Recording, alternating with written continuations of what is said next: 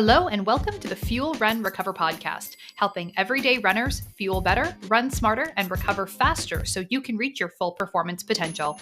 I'm your host, Stephanie Natchek, dietitian, fitness coach, and a fellow runner too. As the owner of Stephanie Natchek Performance Nutrition, I've spent the last 10 years helping runners learn to fuel their bodies, level up their running performance, and establish healthier relationships with food and exercise. If you're ready to reconnect with your love of running, then let's get started on today's episode.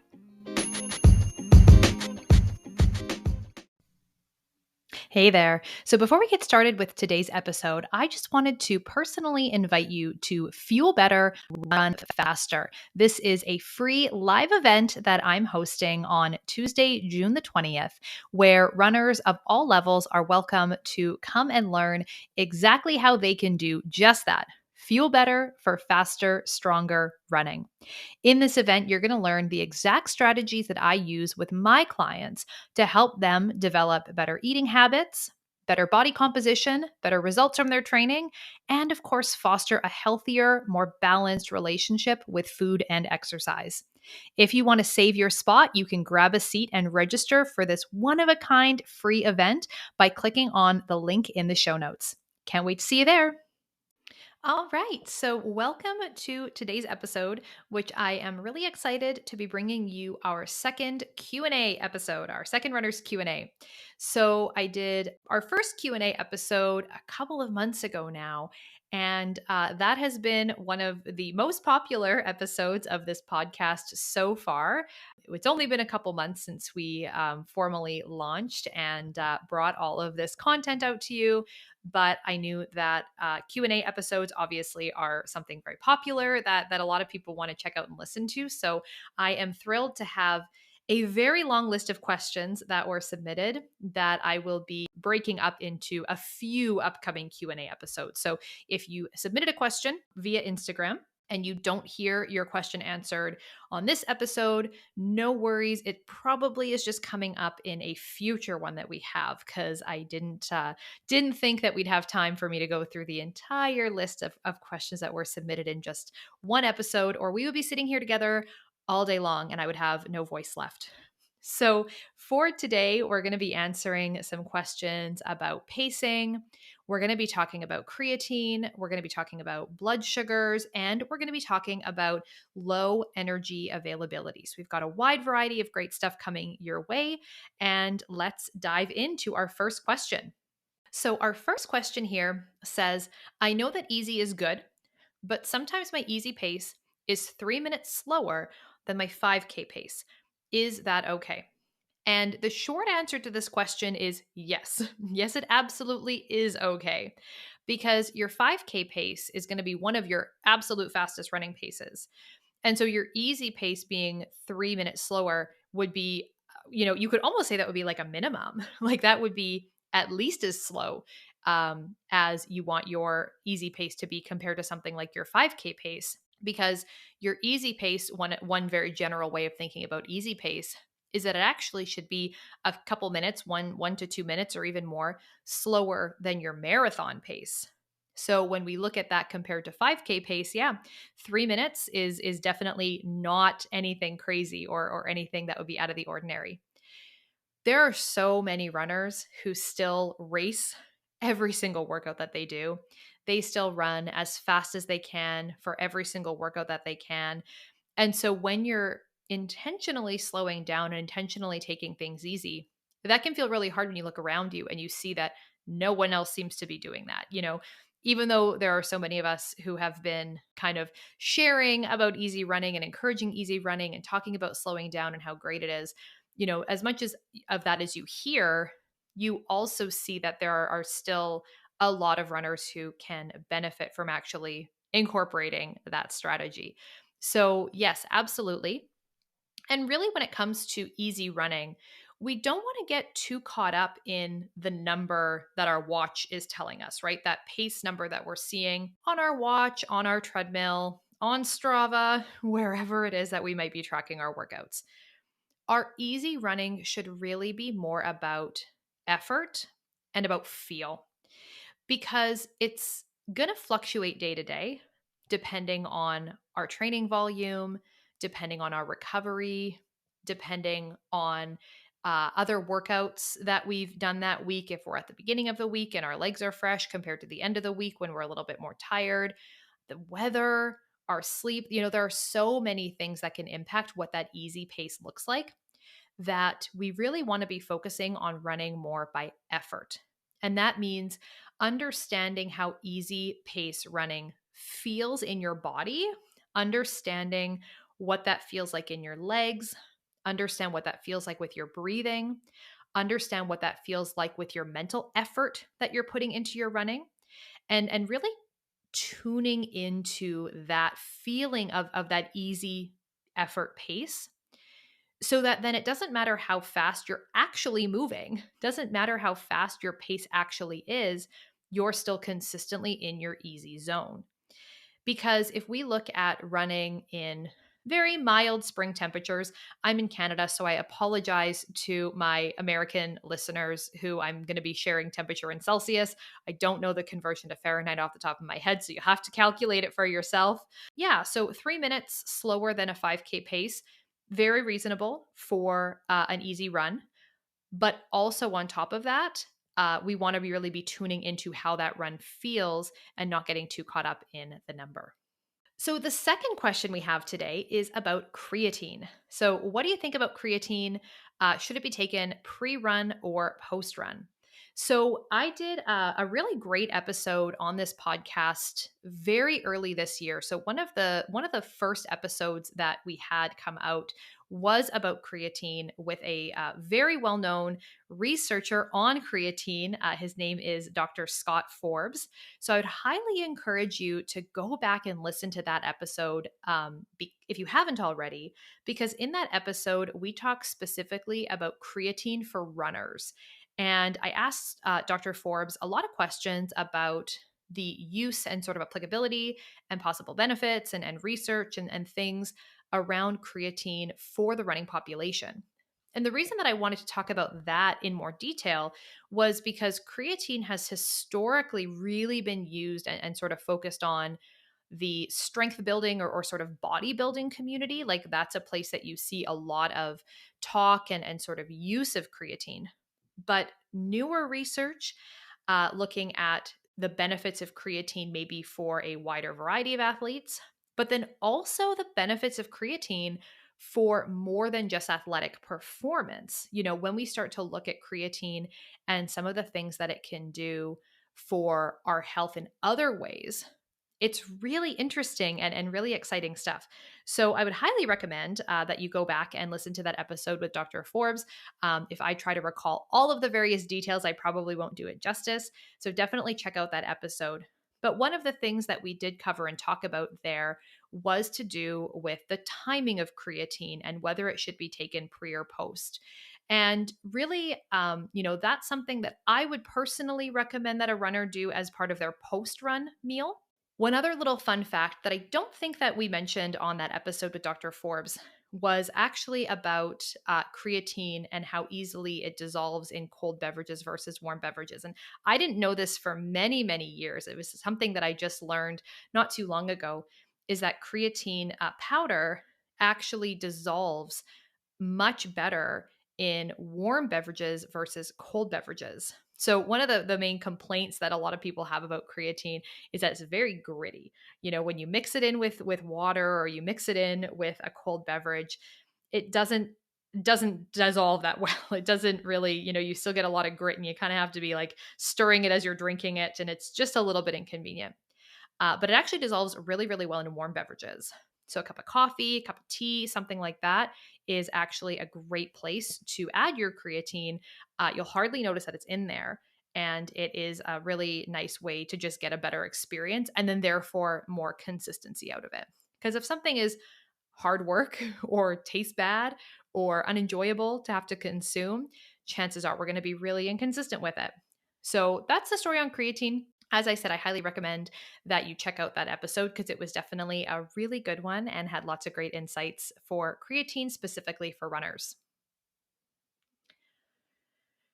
Our next question is, does it matter what type of carb is used to fuel before a long run?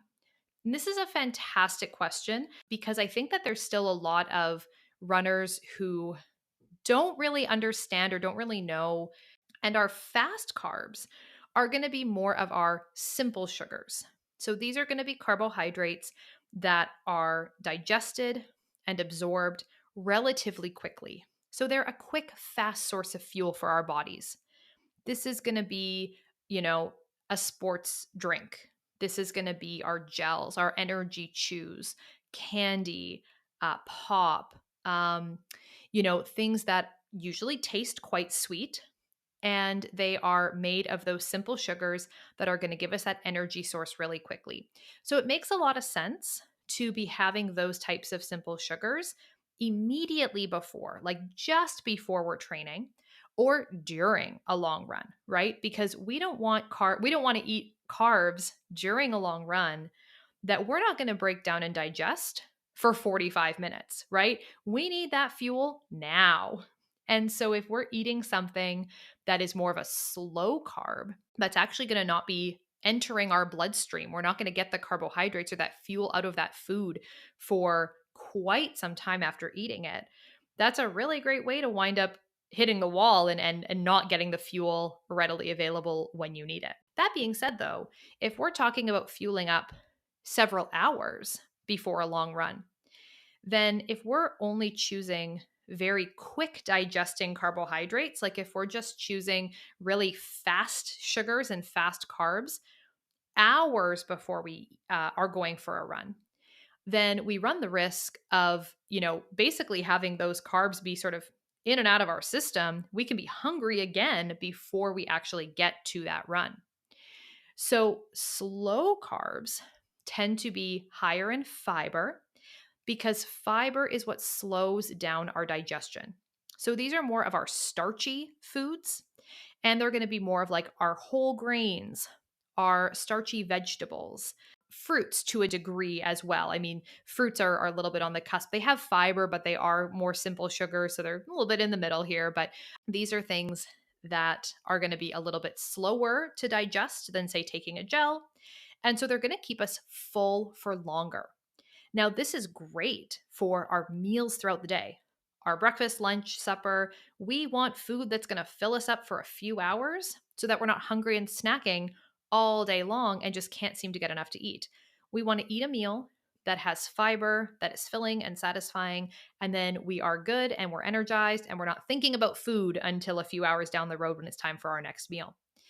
So, fiber is really important and slow carbs are really important.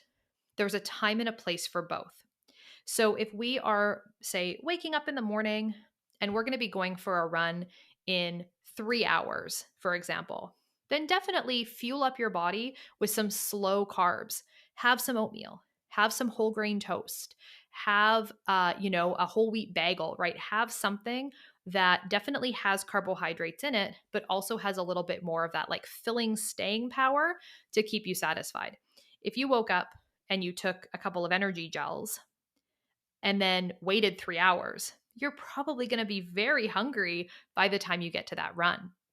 On the other hand, if you're waking up in the morning and you want to be out the door within half an hour, like you're waking up, rolling out of bed, putting your shoes on and going, then that's a great time to use more of those fast carbs, gels, sports drinks, energy chews, stuff like that, that's going to be digested more rapidly. For some people, depending on their stomach sensitivity level, how their gut tolerates and breaks down different things, you may be able to eat a little bit more of those slow carbs a little bit closer to a run, especially with practice. So I can just speak from personal experience on this front that, I have really trained my body over many years to kind of be able to eat and go.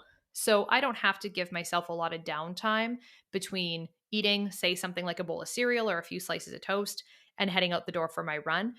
Really, I don't have any gut issues in that department. But some people do and have to be really careful about how much they're having that close.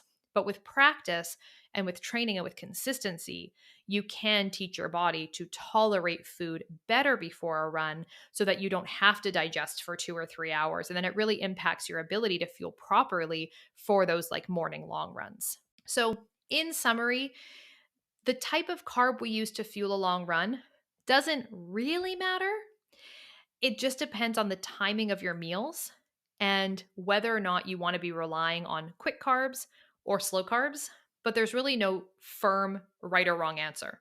Like so many things with running, it's about figuring out what works best for you and then going with that. The other reason this is so important is because a lot of runners find that certain simple sugars, certain fast carbs don't sit well with them. Even with gut training, even with, going slow and trying different things and all of that, some people find that there are certain foods that they just don't react well to. And so that doesn't mean that it's wrong for everybody to use those fuel sources, doesn't mean that everyone should avoid them. It just means that we have to try different things and really figure out what's going to work best for us. There are some companies now that are coming out with slower digesting gels. And so from the previous gels that, or, kind of your standard gel that's made with, a mix of glucose, fructose, maybe it's got some other simple sugars in there. There are companies that are making ones that are a little bit different in their format. So they are slower to break down compared to the typical gels that we see. And so for some runners, this is great because that slower release, that longer lag time for digestion actually really improves their tolerance. But for other people, they find that they don't get enough energy as quick as they need out of those gels. So again, there's no right or wrong answer here. It's just about finding what works best for you. The next question is around something called continuous glucose monitors. CGMs is the short name that you'll sometimes see them, and the fuss around blood sugar spikes. And this is another really, really good question just on the topic of carbohydrates as a whole, is that, do we need to be concerned and monitoring our blood sugars and really watching for any spikes in our blood sugars as runners? And the simple kind of short answer to this question is also no. There is a natural rise in blood sugars that we are going to see with carbohydrate consumption in completely healthy, completely normal individuals. So, people who do not have diabetes, do not have issues with high blood sugars at all, do not have any issues with insulin or anything like that. When you eat a meal that has carbohydrates, your blood sugars are going to rise for a very short time after you have a meal. We don't need to be obsessively tracking, monitoring, or minimizing those post meal blood sugar rises because that's a normal part of the metabolism and digestion of our food. Our body then responds to this increase in blood sugar by producing insulin, which is what then brings our blood sugars back down to normal after we have a meal. So for everyone, and this is happening behind the scenes, whether you have a continuous glucose monitor or not, when you're looking at all of these things, there's going to be a natural rise and fall of your blood sugar levels throughout the day. Now, how much your blood sugar rises and falls in response to a meal depends on a lot of factors. How quickly you digested your food, what exactly you ate, how much total carbohydrate was in that meal, and what other foods you had along with your carbohydrates. There's going to be a difference for most of us if we say, sat down and drank a great big Slurpee compared to having a meal of, rice, chicken, and some vegetables, right? Our blood sugar response is going to be different, but that doesn't mean that the blood sugar shift that we see when we drink a Slurpee is problematic. It's just maybe not something that we want to be doing like every day instead of eating real food as a meal. But you didn't need a continuous glucose monitor to tell you that a Slurpee isn't supper. So the problem with blood sugar spikes, like where we start to get into not so great areas with our blood sugars, is not when our blood sugar rises and falls in response to eating a meal. It's when it rises and it doesn't come back down. So if we have a situation where we eat a meal and our blood sugar rises the way that we would expect it to after we have something to eat, and then for hours and hours and hours after that meal, our blood sugar sustains that elevation and it doesn't come back down for a very long time after we eat a meal. This is where we start to see a problem. And this is where we start to, have to look into further testing and diagnoses for things like insulin resistance, prediabetes, or even diabetes. So, for most people, we don't need a continuous glucose monitor to be looking at this data on a minute to minute basis throughout the day. It's just not going to be that interesting to look at. These CGMs are pretty expensive. Like they're not inexpensive devices to be wearing, and they don't give us a lot of information, a lot of useful information in the absence of a real problem with blood sugar control. But we can easily get our blood sugar levels tested. We can look at that with our family physicians to look at either our fasting blood sugar number, which can be really valuable to kind of see what's going on behind the scenes with our blood sugars throughout the day, but then also something called our hemoglobin A1C. That is another really good marker of how our blood sugar control is, kind of in that bigger picture, to see if maybe something like blood sugar control is a problem for us. So, if you have concerns about your blood sugars, if you have concerns about diabetes, maybe you have a family history, maybe you had something like gestational diabetes during pregnancy, or you have any reason to suspect that you have an issue with blood sugars, I would not recommend rushing out to buy a continuous glucose monitor and really start fussing around or trying to figure out things on your own with these wearable devices. Instead, what I would really encourage you to do is go see your doctor, book an appointment to get some proper blood work done so that you are able to see if there's something that we need to be concerned about, or if everything is good, fasting blood sugars are good, your hemoglobin A1C is good, and then we know that your blood sugars as a whole are going to be on the right track. But this natural rise and fall of blood sugars after we eat a meal is completely expected. It is completely normal. It's just when our blood sugars are elevated for an extended period of time throughout the day that we start to get concerned and we want to think about taking action. So I hope that helps to clarify. Of course, if you have questions about any of this, anything I've been talking about here today so far, or specifically around something like blood sugar levels and glucose monitoring and all of that, I'm happy to answer any more questions that you might have. The final thing that I'll say about continuous glucose monitors is that, as great a tool as they are, I think that for people who do have diabetes, they're an absolute game changer with being able to more closely manage this condition that requires intensive management. And it can be a tremendous, tremendous amount of work to manage diabetes. So, continuous glucose monitors have a lot of value in that space and can give so much great information and so much in the moment feedback. I think they're wonderful devices. But for the average person, they're definitely over the top and something that I really don't recommend the average person who doesn't have any concerns or issues with their blood sugars really needs to be investing in and spending money and time on. So, again, if you have concerns, please see your doctor. Don't just rush out and buy something to wear and track blood sugars on your own, because as well, they're also, what do you do with that information? So, just like I talk about this a lot when we talk about tracking things and kind of measuring and monitoring all of this different data, if you're tracking something, but you actually don't know how to interpret or use the information that you're receiving, it also may not be that valuable. So, definitely some things to think about there. And then our final question for today is around low energy availability and relative energy deficiency in sport, and some warning signs to look out for when something isn't right. So, this question was submitted by someone just wanting to know, like, how do I know if something's wrong? What are some of the warning signs that maybe I'm in a little bit of a danger zone when it comes to my energy availability or not having enough fuel for the training that I'm doing?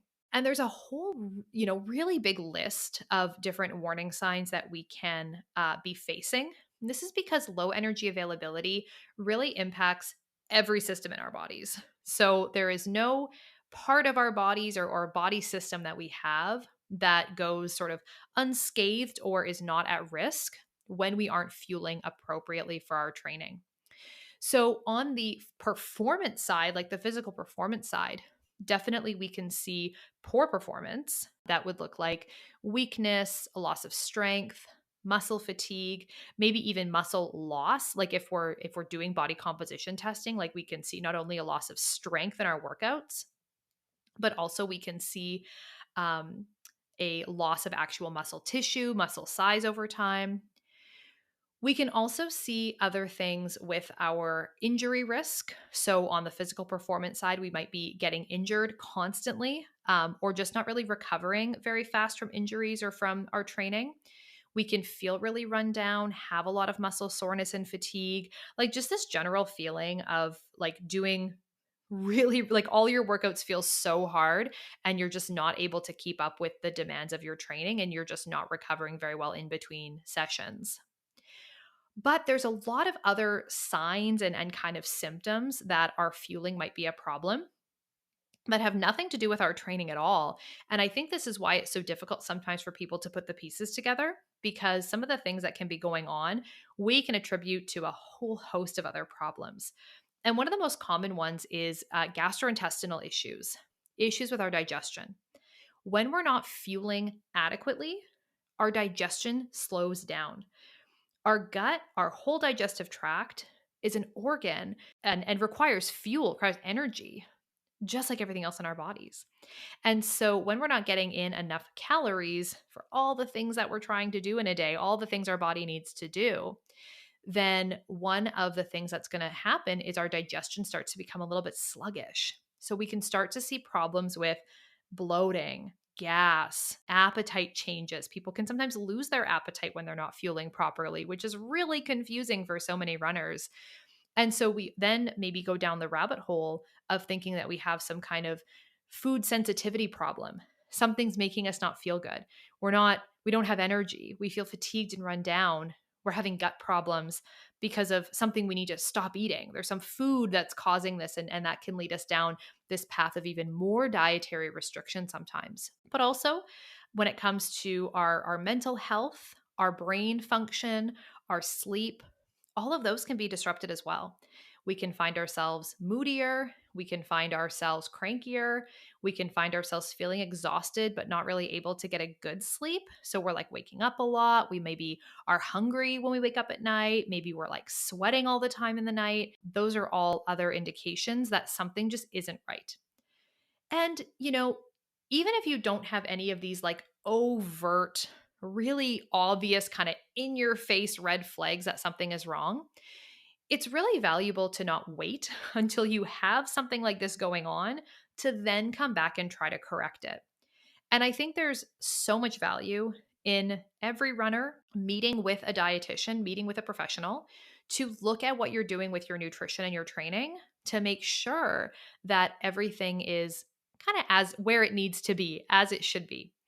Because we don't want to wait until we're in sort of the throes of symptoms and injuries and under having energy and fatigue and poor sleep and like all of these terrible consequences of low energy availability before we have to then crawl out of that and drag ourselves out of that by taking action, because the recovery time from especially extreme calorie deprivation can take a very, very long time and is something that can have consequences in a lot of other areas of our lives.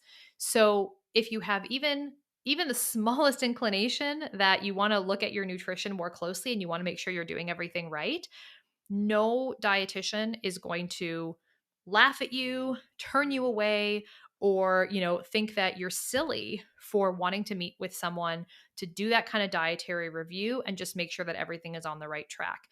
We love prevention. We love helping people in a preventative way. Dietitians are great at solving problems too. And, we're happy to help if you do have a problem that you need solved. But ultimately, there is also a lot of satisfaction for us in being able to meet with someone, look at what you're doing. Maybe we'll have a few minor suggestions or tweaks, but overall to be able to say, hey, you know what? This looks great. You're on the right track. is also a really rewarding experience too. So you don't have to wait until you're suffering, wait until you're starving, wait until you're so injured and sick and just exhausted that you're having to drag yourself to our offices to come and see us. There's always a lot of value in getting that nutrition connection and getting some resources before low energy availability or REDS even becomes a problem or is kind of even within the scope of becoming a problem. So when it comes to low energy availability and REDS, there are warning signs that there's something isn't right that can come at us from every angle. Our whole bodies can tell us when something isn't right. And there is definitely things worth paying attention to in every aspect of your health and performance to make sure that you're not underfueling. But if you think that you are, then it's definitely worthwhile to meet with a dietitian, especially a dietitian who specializes in running and performance nutrition, someone who's a sport dietitian who will be able to talk to you about your goals, your training, look at what you're eating, and making sure that it all matches up. If you are looking for a dietitian, I would love to be your dietitian. I would love to help you out. I do have limited spots open this month for one-on-one coaching. As well, we are currently accepting new members into my online group program, the Fuel Train Recover Club. And so you can work with me in a one-on-one capacity, or you can also join the group program at any time. And it's a great place to get tons of resources, lots of support and coaching from me. And of course, you get to meet some great other runners and make some new connections as well. You can find all the details about the Fuel Train Recover Club, and you can book a short discovery call to tell me a little bit more about your goals and figure out what the right fit for you might be in the show notes or by visiting my website. That's www.stephanienatchek.com. I hope that you enjoyed today's Q&A episode, and I want to thank you again for listening and for being such a great supporter of the Fuel Run Recover podcast. That's everything for today, and I hope to see you next time. Bye for now.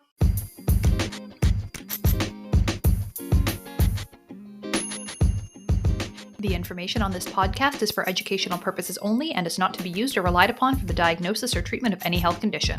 This information does not create a client-practitioner relationship and should not be used as a substitute for professional medical advice.